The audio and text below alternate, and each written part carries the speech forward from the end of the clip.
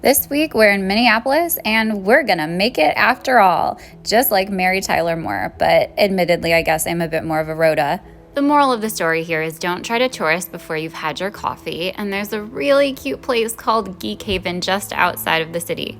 The legendary latte this week was a blackberry almond mocha called the Keeper of Secrets, and this place is certainly the keeper of games. You can buy games, you can play games, and if you have a little wander to the back of the shop, they have a super sweet Nook for all your comic needs. Even the random toy stop gets a geeky flair. Now that we're fueled up, we're going to head on over to the Bakken Museum. I'm not the biggest museum fan, but this place is a really cool hodgepodge of science, technologies, and humanities, and they also have a Lego scavenger hunt. I found a few of them hiding out around the exhibits.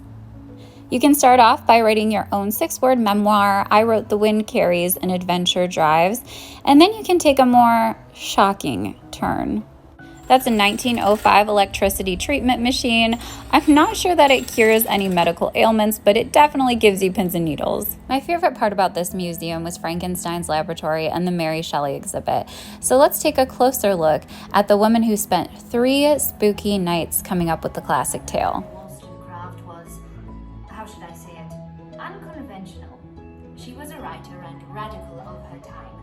Her most famous work, A Vindication of the Rights of Woman, advocated for educational equality for, you guessed it, women.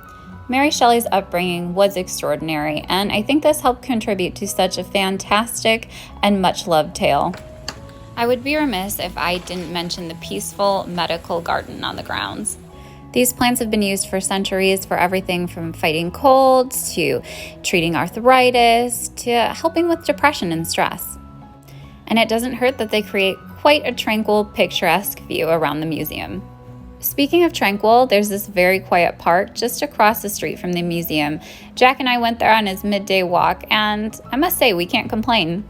But I was getting a little peckish, so I'm gonna head on over to Galactic Pizza. It's a superhero-themed restaurant. And they've got some super options for vegans and vegetarians. Not just pizza, but other things as well. I opted for a rocket salad because I was feeling a little gross from the road, but the local beers on tap were very tempting, and I gotta be honest, I kind of want a superhero mural of myself too. And of course I'm gonna add those carbs back in by stopping over in St. Paul at Sweet Science Ice Cream. I kind of love their model because there's no additives included, and they try to keep everything as organic as possible. They've got a plethora of flavors that change periodically. Yeah, I went there. I went with a vegan blackberry sorbet, which, as I hypothesized, was absolutely delicious. I'm gonna hit the road and enjoy. I'll see you out there.